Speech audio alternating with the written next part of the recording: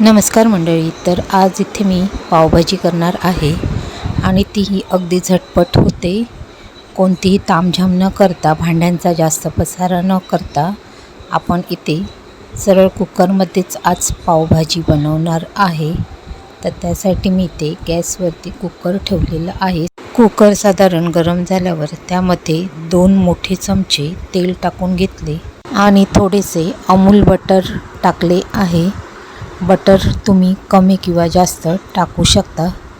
अर्धा छोटा चमचा जिरे टाकले. जिरे चांगले फुलल्यावर इथे 2 मोठे कांदे बारीक चिरून टाकले आहेत. कांदे गुलाबी रंगावरती चांगले परतवून घेऊया. गॅसची फ्लेम मध्यम आचेवरच ठेवून कांदे आपल्याला परतवून घ्यायचे आहेत. तुम्ही पाहू शकता कांदे इथे गुलाबी रंगावर परतून झाले आहेत. यामध्ये मी 1 चमचा लसूण आणि मिरचीची पेस्ट टाकली आहे. 10 ते 12 लसूण पाकळ्या आणि 2 हिरव्या मिरच्या मिक्सरमध्ये जाडसरच असे वाटून घेतले होते. आता हा वाटलेला मसाल्याचा कच्चेपणा जाईपर्यंत तो आपण तेलामध्ये चांगला परतवून घेऊया. मंडळी, जर तुम्हाला माझी आजची रेसिपी आवडली तर एक लाईक नक्की करा आणि जर चॅनलवर नवीन असाल तर सबस्क्राईब करायला मात्र विसरू नका. बाजूचे बेल आयकॉनचे बटन प्रेस करा म्हणजे तुम्हाला माझ्या येणाऱ्या नवीन व्हिडिओचे नोटिफिकेशन मिळेल.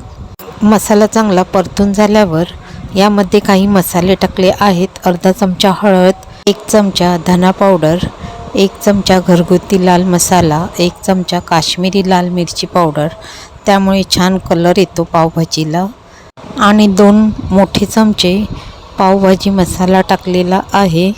चवीप्रमाणे मीठ टाकूया.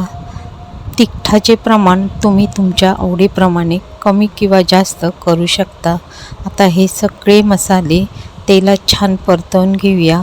कडेने तेल सुटेपर्यंत चांगले मसाले परतून झालेले आहेत.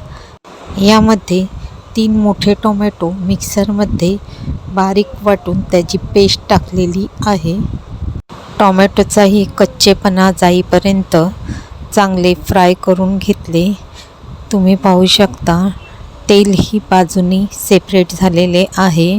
हा मसाला इतका छान झालेला आहे, त्याचा सुगंधच पूर्ण घरात पसरलेला आहे. 1 सिमला मिरची बारीक चिरून टाकलेली आहे. 1 गाजर छोटे तुकडे करून घेतले आहेत. 6 ते 7 फरसबी बारीक चिरून ती टाकली आहे. 1 वाटी फ्लावर त्याचे तुकडे करून टाकले आहे. 3 मीडियम साईजच्या बटाट्याचे तुकडे करून टाकले. छोट्या वाटीने हिरवा मटार मी टाकला आहे. तुम्ही ह्याच्यापेक्षा जास्तही टाकू शकता. वरून थोडीशी कोथिंबीर टाकून भाज्या चांगल्या मिक्स करून घेतल्या आणि यामध्ये आता आपल्याला गरम पाणीच टाकायचे आहे. मी एका बाजूला गरम पाणीही करत ठेवले होते. भाज्या बुडतील एवढं गरम पाणी आपल्याला इथे टाकायचे आहे. पुन्हा एकदा सगळ्या भाज्या चांगल्या मिक्स करून घेतल्या. भाजीचा रस्सा किती मस्त दिसत आहे आणि त्याचा सुगंधही खूप छान येतोय. आता भाजीला थोडीशी उकळी आल्यावर आपण कुकरचं झाकण लावून घेऊया आणि 4 शिट्ट्या मध्यम आचेवरती आपल्याला करून घ्यायच्या आहेत. इथे 4 शिट्ट्या झाल्यावर कुकर मी थंड करून घेतला. मॅशरने भाजी चांगली मॅश करून घेऊया. भाजी चांगली मॅश झालेली आहे. भाजी थोडी साधारण गरम असतानाच मॅश करायची म्हणजे लगेच मॅश होते. आता इथे भाजीला आपण वरून थोडासा तडका देऊया. त्यासाठी मी इथे 2 मोठे चमचे तेल चांगले गरम केले. त्यामध्ये पाव चमचा हिंग, 1 चमचा कसुरी मेथी, 1 चमचा काश्मीरी लाल मिरची पावडर टाकली आणि वरून मस्त आपण ह्याला तडका दिलेला आहे. तर इथे आपली पावभाजी तयार झालेली आहे.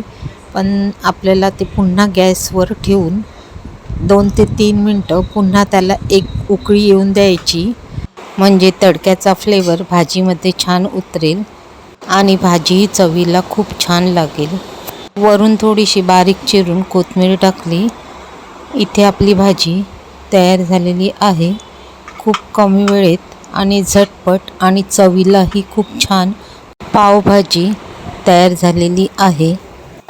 तवा साधारण गरम झाल्यावर थोडेसे बटर टाकून घेतले. थोडासा पाव चमचा इतका पावभाजी मसाला टाकला आणि वरून थोडीशी कोथिंबीर टाकली.